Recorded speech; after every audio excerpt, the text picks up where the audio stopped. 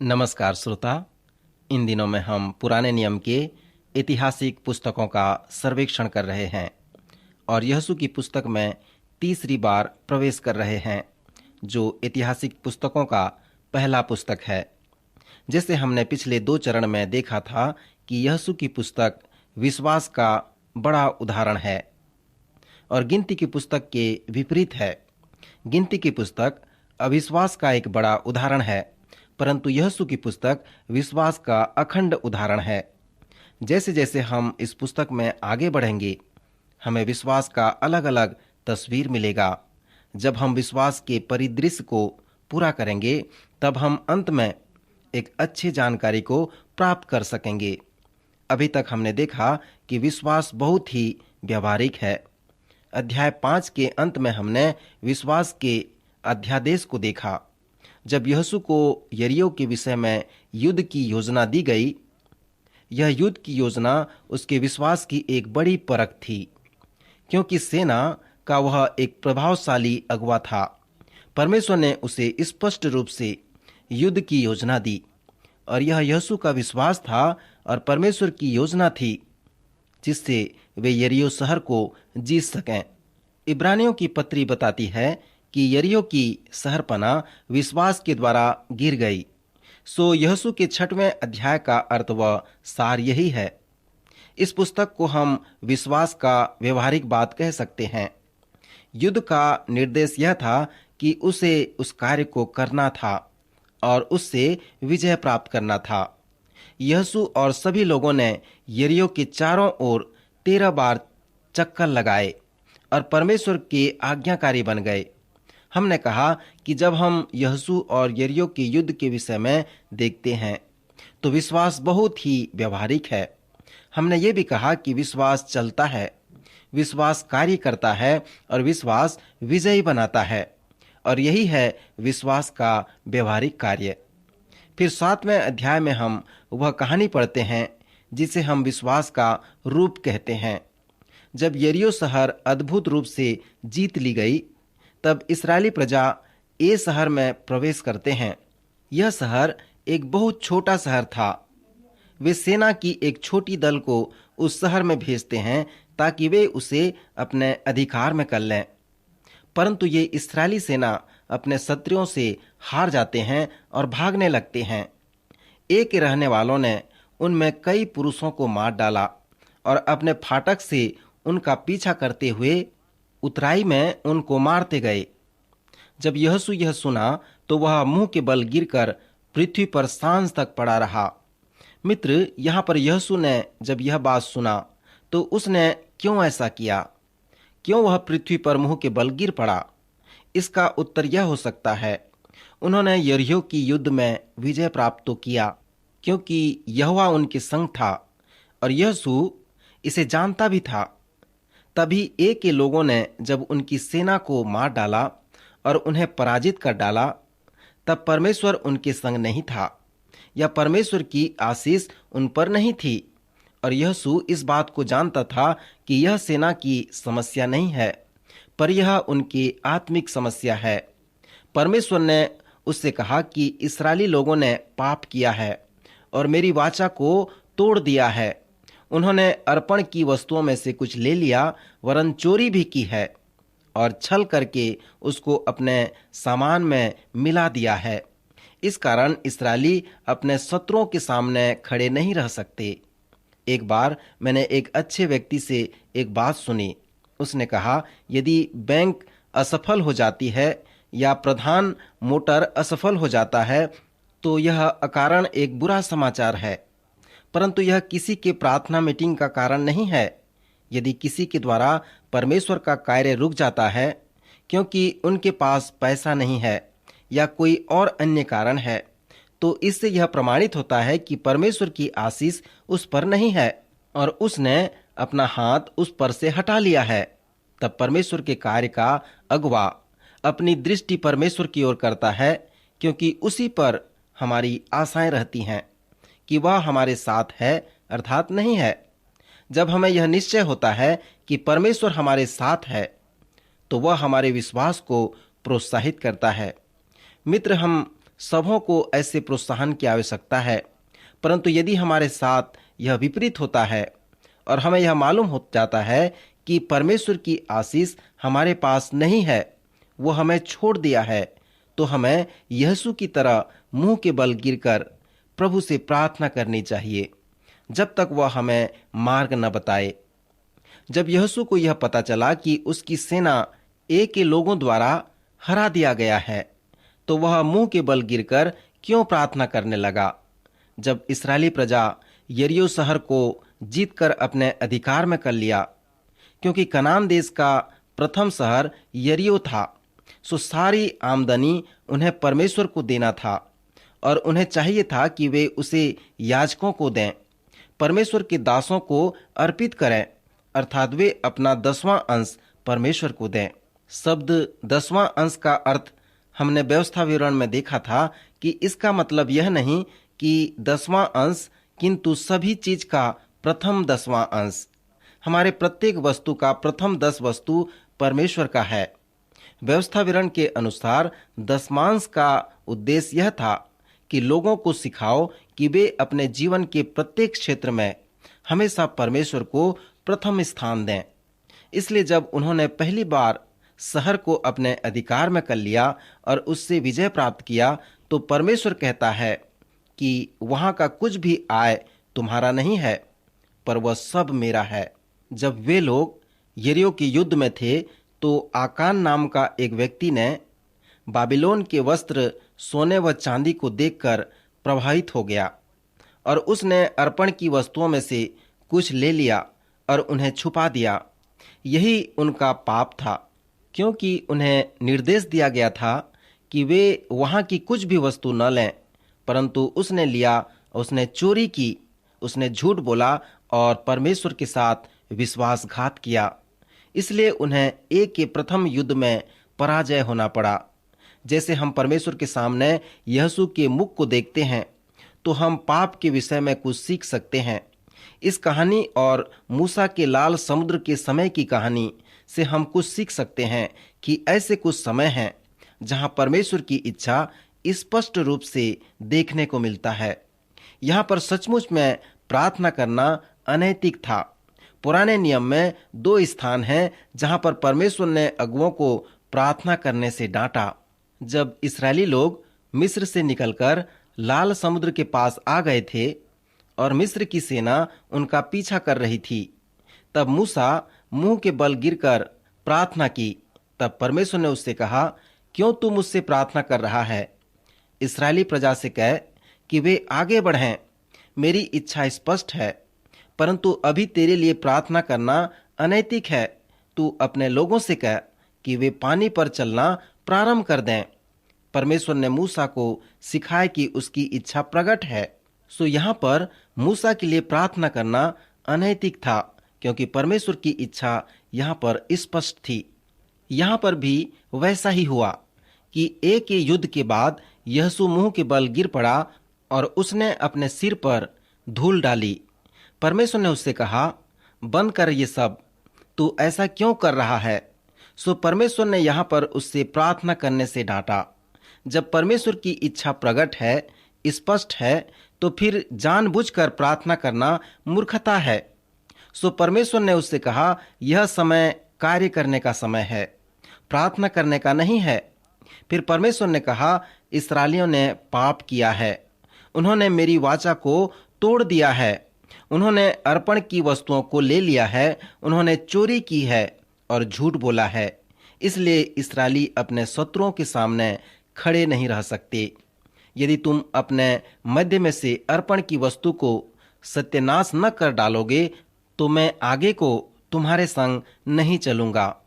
बिहान को यहोशू उठकर इस्राएलियों को गोत्र गोत्र करके बुलाया और यहूदा का गोत्र पकड़ा गया। तब उसने यहूदा के परिवार के समीप गया और जेरह वंशियों का कुल पकड़ा गया। फिर जेरह वंशियों के घराने के एक एक पुरुष को समीप लाया और जब्दी पकड़ा गया।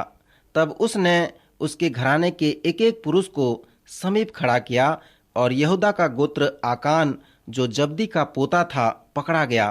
तब यहोशू आकान से कहने लगा, हे मेरे बेटे, इसराइल के परमेश्वर यहोवा का आदर कर और उसके आगे अंगीकार कर, और जो कुछ तूने किया है वह मुझे बता दे।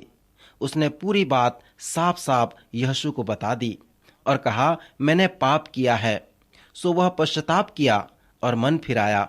फिर आकान और उसकी सब वस्तुएं नाश कर दी गईं, आग में डालकर जला दी गईं। तब परमेश्वर ने कहा, फिर ए में जाओ, मैं तुम्हारे संग रहूंगा।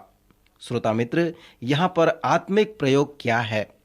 आत्मिक प्रयोग यह है कि यदि हमारे जीवन में पाप है तो परमेश्वर हमारे साथ नहीं रहेगा। पवित्र शास्त्र के अनेक स्थानों में बताया गया है कि पाप परमेश्वर के साथ हमारे संबंध को तोड़ डालता है। इस्राएली प्रजा के पुरुष जब तक खतना नहीं कराए वे कनान देश में नहीं प्रवेश करने पाए, और जब तक वे आज्ञाकारी होकर परमेश्वर की संगति में नहीं चले तब तक उन्होंने उनके आशीषों को अनुभव नहीं किया। उसी प्रकार हम भी यदि अपने पाप में बने रहेंगे तो उसकी आशीषों को अपने जीवन में प्राप्त नहीं कर सकेंगे। अंगीकार शब्द यौगिक या संयुक्त शब्द है जिसमें उसी बात को बोलना है, उसके लिए अंगीकार करना है और अपने किए हुए पाप को मान लेना है। आत्मिक प्रयोग के लिए जब हम अपने पापों को मान लेते हैं और तब तक पश्चाताप करते हैं जब तक परमेश्वर अपनी उंगली हमारे जीवन के प्रत्येक पाप पर नहीं रख ले। सो जब परमेश्वर अपनी उंगली आपके जीवन के पाप के ऊपर रखता है तो पौलुस अपनी कुलुसियों की पत्री में कहता है कि आप उस पाप के लिए मर जाते हैं ताकि परमेश्वर की आशीष आप में वापस आ सके। फिर जब दूसरी बार वे ए में युद्ध करने गए तो इस समय यहोशू अपनी योजना से 30,000 सेना भेजा।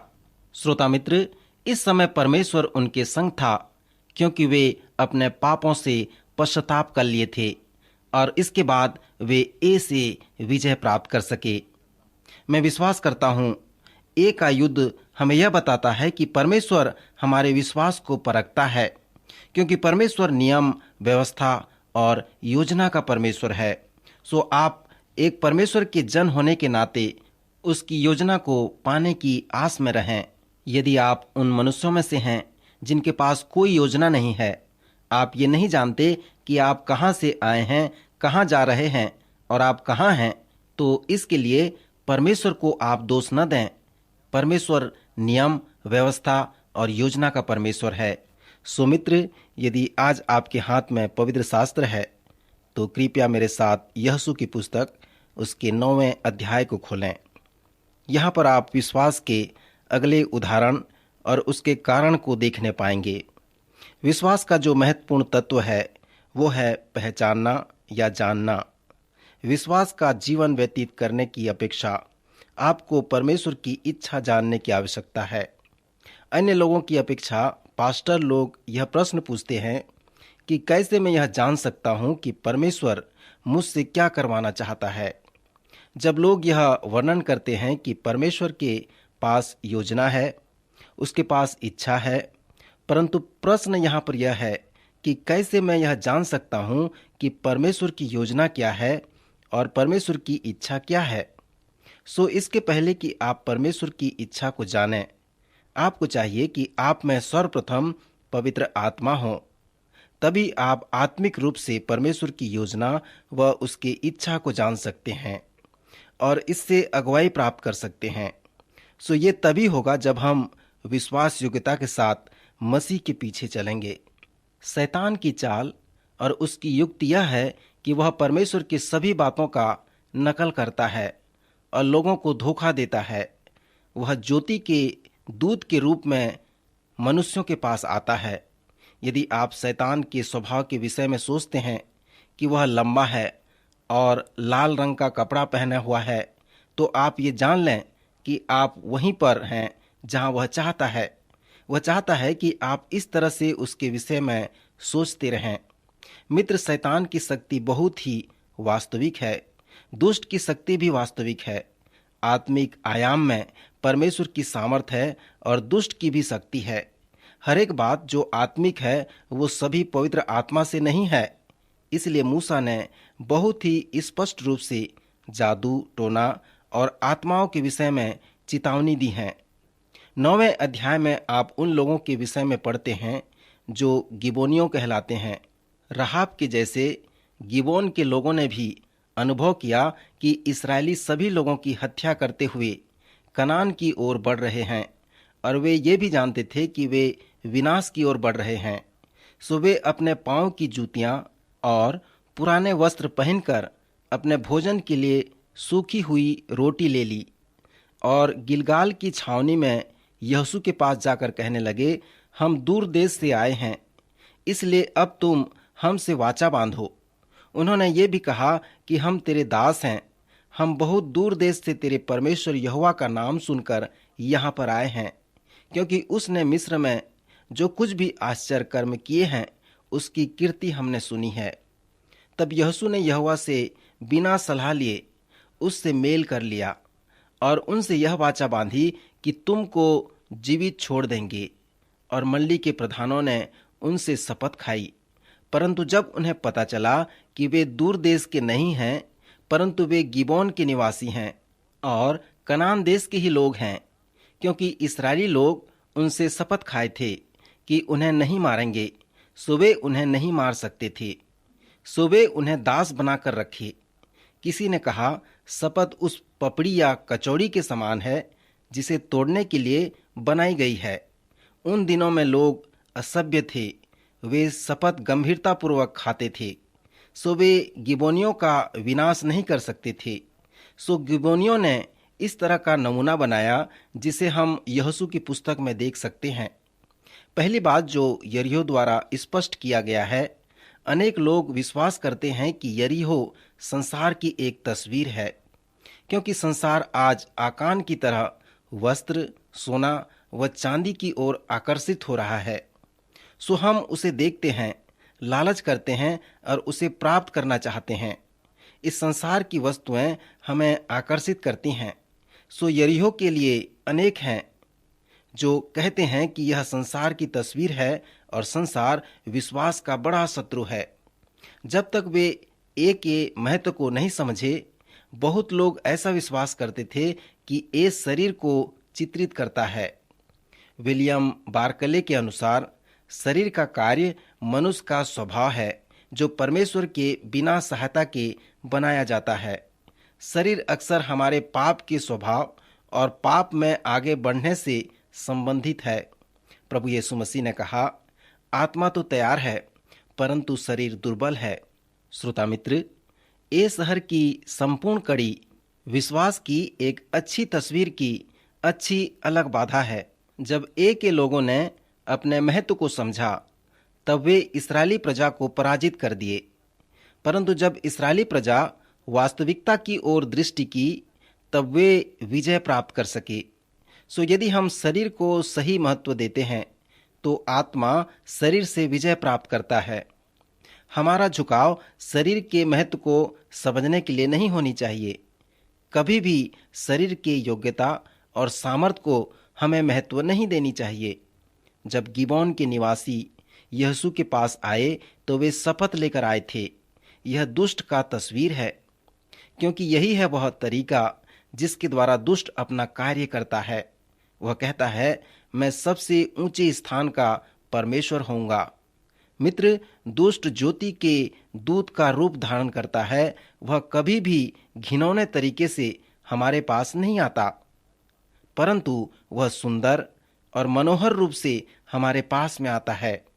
प्रायः उसका तरीका यह है कि वह कहता है, बहुत ही अच्छा न करो, परंतु कुछ कुछ अच्छा करो। यदि परमेश्वर आपको एक डॉक्टरी सेवक के लिए बुलाता है, तो शैतान आपको बैंक में डाका डालने के लिए प्रोत्साहित नहीं करेगा, परंतु वो आपको ऐसी परीक्षा में डाल देगा और कहेगा, आप इसी देश में एक अस्पताल के बड़े डॉक्टर बन सकते हैं। वह यह भी प्रलोभन डालेगा और कहेगा कि हमें अभी एक डॉक्टर की आवश्यकता है। सो यह तो एक अच्छी बात है, परंतु यदि परमेश्वर चाहता है कि आप एक दूसरे देश में एक मेडिकल डॉक्टर की सेवकाई करें, तो यह उससे भी और अच्छी बात है। सो मित्र, शैतान का तरीका यह है कि अच्छा कार्य करो, परंतु बहुत ही उत्तम कार्य न करो। इसलिए किसी ने कहा है कि श्रेष्ठ और उत्तम का बड़ा शत्रु अच्छा है। ये गिबोन के निवासी जो धोखेबाज थे, दुष्ट की तस्वीर हैं। यहोशू के 6वें, 7वें, 8वें और 9वें अध्याय में आपके पास विश्वास की 3 बाधाएं हैं। 6वें अध्याय में संसार है, 7वें, 8वें अध्याय में शरीर एक के द्वारा चित्रित किया गया है और 9वें अध्याय से शैतान को गिबोनियों के लिए चित्रित किया गया है। बाकी यहोशू के पुस्तक में आप विश्वास के निम्न उदाहरणों को प्राप्त कर सकते हैं। सर्वप्रथम आप यह प्राप्त कर सकते हैं जिसे हम विश्वास का वास्तविक महत्व कहते हैं। पवित्र शास्त्र में कालेब का चरित्र विश्वास का एक महान चरित्र है।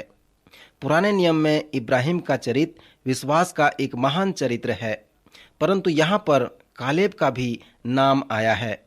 स्मरण करें कि जब कालेब यहोशू के साथ भेद लेकर वापस आता है, तब उसने अपना महत्व नहीं खोया। जब तक वे जंगल में घूमते रहे, कालेब उस हेब्रोन के अंगूर के विषय में सोचता रहा। लोग शिकायत कर रहे थे और प्यास से मरे जा रहे थे, परंतु कालेब ने अपना दर्शन नहीं खोया। मित्र, थोड़ा विचार करें। लोग उससे पूछते थे कि कालेब, तू किस विषय के लिए सोचते रहता है? मैं सोचता हूं कि कालेब ने कहा होगा कि मैं हेब्रोन शहर के अंगूर के विषय में सोच रहा हूं। सो मित्र, यहाँ पर हम देखते हैं कि कालेब ने हेब्रोन शहर के लिए अपना दर्शन को नहीं खोया। वो आत्मिक गीत इस तरह से कहता है कि अन्य लोगों ने दानों को देखा, परंतु कालेब ने यहोवा को देखा। यद्यपि कालेब ने दानव भी देखा, रुकावटें भी देखीं, परंतु उसके पास ऐसा परमेश्वर है जो उन सभी रुकावटों से बड़ा है। जब वे कनान देश में प्रवेश किए, कालेब ने हेब्रोन को जीतकर उसे अपने अधिकार में कर लिया। जिस शहर के लिए मूसा ने उसके लिए प्रतिज्ञा की थी, वह यहोशू की उपस्थिति में उस शहर की मांग की और आज्ञा पाकर उसे अपने अधिकार में कर लिया। सो इस प्रकार बहुत ही अच्छी तरह से विश्वास के वास्तविक महत्व को बताया गया है। फिर इस पुस्तक में विश्वास का नकारात्मक महत्व भी पाया जाता है, जो 14वें अध्याय से लेकर 23वें अध्याय में पाया जाता है, जहां इस प्रकार वर्णन किया गया है कि इस्राएली प्रजा कनान के लोगों को भगाने में असफल हो गए। परमेश्वर ने उन्हें आदेश दिया कि वे युद्ध करें और उनका विनाश कर डालें। सो यदि वे ऐसा करते तो 7 बार दास न बनते, जो न्यायों की पुस्तक में पाया जाता है। इस प्रकार की बातों को हम यहोशू की पुस्तक में बार बार पढ़ते हैं। यहूदा के गोत्र ने यबूसियों को, जो यरूशलेम में रहते थे, नहीं निकाला। सो वहां पर आज भी यबूसी लोग पाए जाते हैं। कनानी भी नहीं निकाले गए। सो वे भी एप्रेम के लोगों के मध्य दास बनकर रहे। मित्र, हम इसे यहोशू की पुस्तक के इस भाग में बार बार पढ़ते हैं कि इस्राएली प्रजा ने कभी भी संपूर्ण रूप से कनान को अपने अधिकार में नहीं कर सका। आप न्यायों की पुस्तक में पढ़ेंगे कि अनेक वर्ष के पश्चात उसी देश ने इस्राएली प्रजा से विजय प्राप्त कर उन्हें अपना दास बना लिया। आत्मिक रूप से इसे हम इस प्रकार देख सकते हैं। कुछ लोग कहते हैं, मेरे पास अभी भी अनेक कनान हैं जिन्हें मुझे अपने अधिकार में करना है। मित्र, परमेश्वर कहता है कि हम अपने आत्मिक कनान में प्रवेश करें और उन सबों को अपने अधिकार में कर लें और अपने आत्मिक कनान से संपूर्ण रूप से विजय प्राप्त कर लें। हम में से अनेक लोग अपने आत्मिक मिस्र से छुटकारा प्राप्त कर चुके हैं, परंतु अभी भी कनान में प्रवेश नहीं कर पाए हैं। अनेक लोगों ने कनान में प्रवेश तो किया है, परंतु संपूर्ण रूप से उसे अपने अधिकार में नहीं कर पाए हैं। केवल 1 या 2 शहर को ही अपने अधिकार में कर पाए हैं। सो मित्र, आत्मिक रूप से यहाँ पर जो हमारे पास प्रश्न है कि क्या हमने अपने आत्मिक कनान को अपने अधिकार में कर लिया है? यहोशू की पुस्तक का यह भाग युद्ध व विनाश के विषय में प्रश्न उत्पन्न करता है, जो अनेक लोगों के लिए एक बड़ी समस्या का कारण है। आज कैसे हम परमेश्वर को जान सकते हैं कि वह प्रेमी परमेश्वर है और कैसे वह युद्ध में नाश करने का आदेश देता है? मैं इस प्रश्न का उत्तर अगले अध्ययन में दूंगा, क्योंकि यह एक लंबा प्रश्न है और हमें उत्तर देने के लिए लंबे समय की आवश्यकता है। सो अगले कार्यक्रम में फिर भेंट होगी। प्रभु आपको आशीष दे, आपकी सहायता करे।